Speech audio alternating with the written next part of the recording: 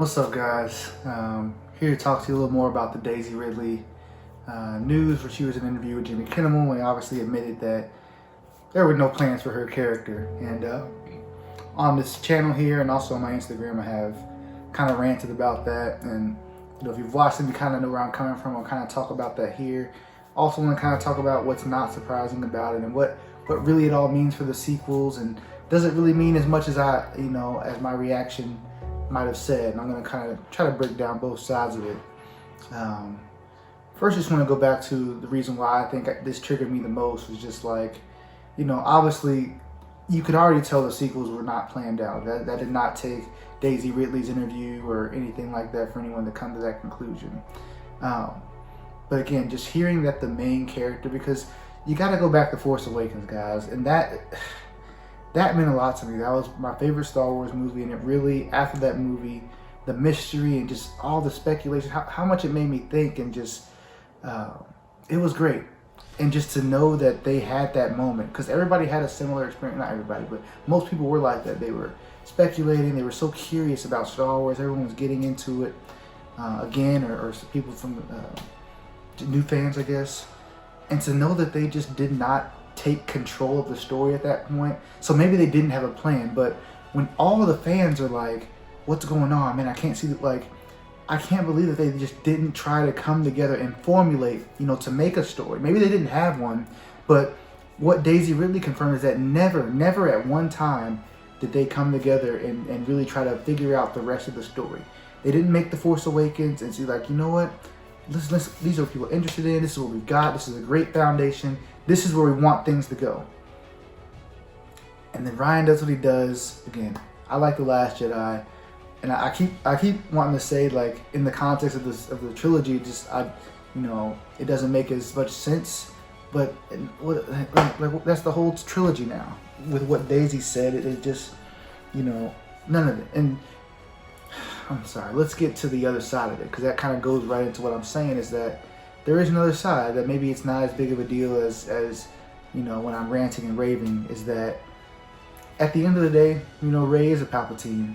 And also at the end of the day, there are some things that you can try to weave in and make you think that it was always planned, or if someone were to watch the sequels all over again, you can kind of see Rey Palpatine, I guess.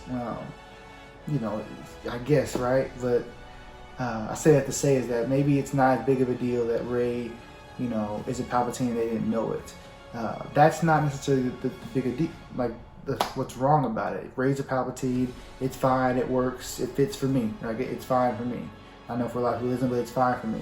The problem is that Disney never had a story for their main character. And again, it wasn't just Rey. They clearly didn't have a plan with Finn. They didn't have a plan for Phasma. They didn't have a plan for Snoke. Like, not one character that they have like a straight vision for. And that's why I'm blown away with how good Kylo Ren turned out, because clearly they didn't have a plan for him. Like, there's no way they had a plan for him if they did for anyone else, So, like, I'm wondering if they didn't know how I bet you they didn't even know if he was going to be redeemed until, just like Daisy. Like, he didn't know if he was going to be redeemed until probably he's filming, or if he was going to survive. They probably were just figuring all this stuff out on the fly, honestly. And that, to me, is a slap in the face for someone like myself, because I've defended the sequels, even though I knew all of its problems. But just to know that there was just no kind of backbone of what they were trying to show us from the beginning, I don't know, that's really upsetting, and it makes you really just appreciate Dave Filoni and what we have seen with The Mandalorian and this 7th season of Clone Wars and the Siege of Mandalore. All that stuff was just so good and so good, true to the original material. And again, I don't think the sequels didn't do as much of that to me. It didn't ruin the source material, but now, and I said this beforehand, like, the sequels is clearly just a rehash. It's clearly a rehash, but now that we know that it wasn't planned out at all. I mean, that's literally all it is. Like, it's just a rehashing of stories we already got with characters that just aren't as, they're not as good.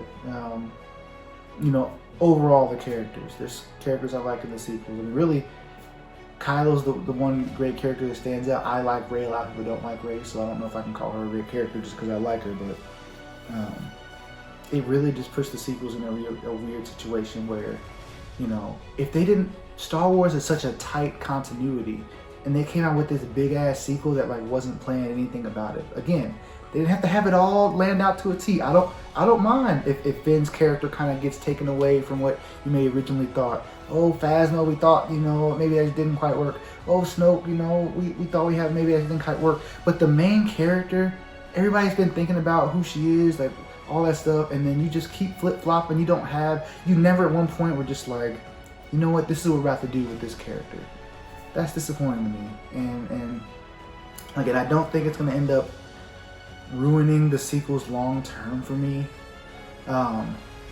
But more so than ever, I guess I've always been waiting for just something new, like a new trilogy or just something outside of the Skywalker.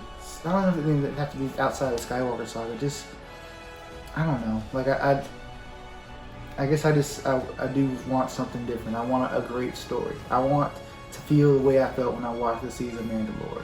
You know, that's what I'm looking for. I want to feel the way that I felt when I played Jedi Fallen Order, because I felt that was a great Star Wars story. Playing through it, the story, like it just all worked for me. Like those are the feelings I want, and the only person I have trust to give me that right now is Dave Filoni. Straight up, he's the only person I trust that's been doing it to give it to me. There's probably other people that can.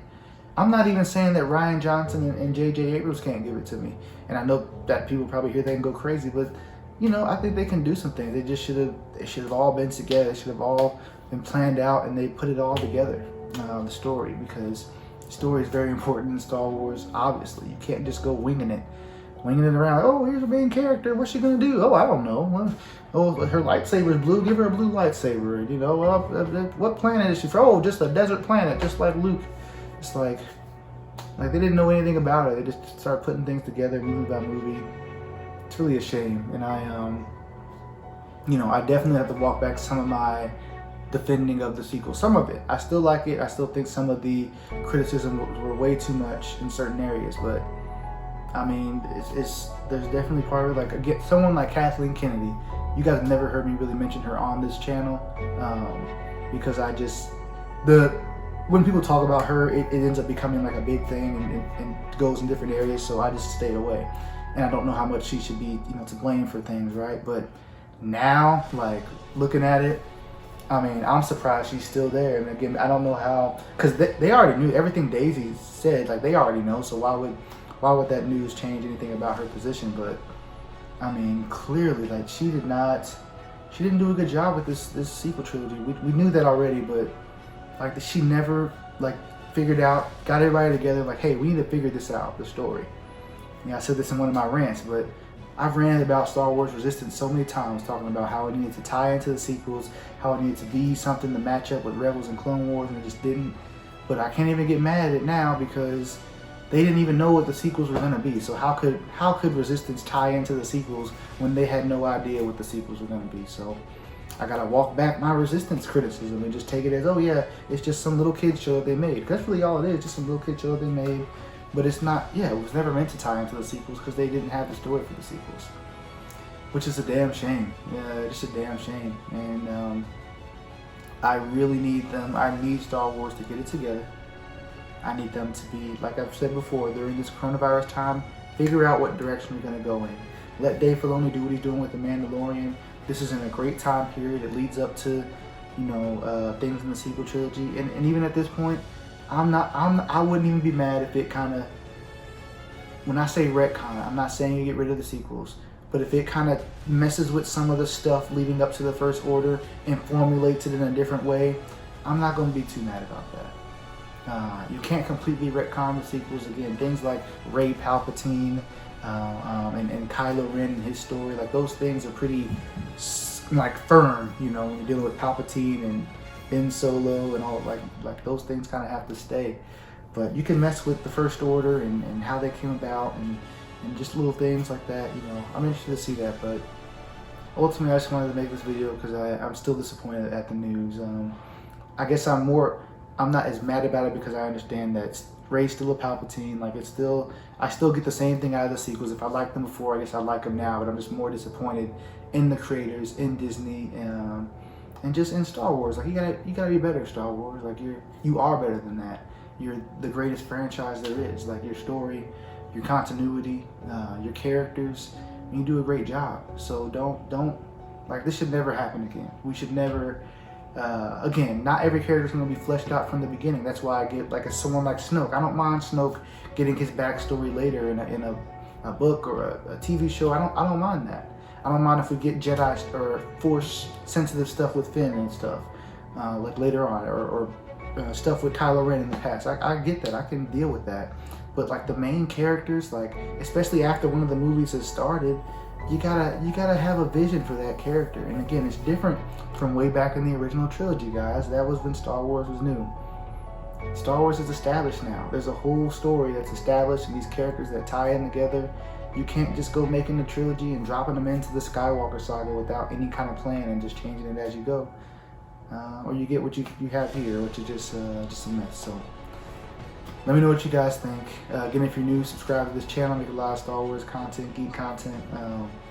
Follow me on Instagram, CoachChrisGeek'd, and I appreciate you guys watching.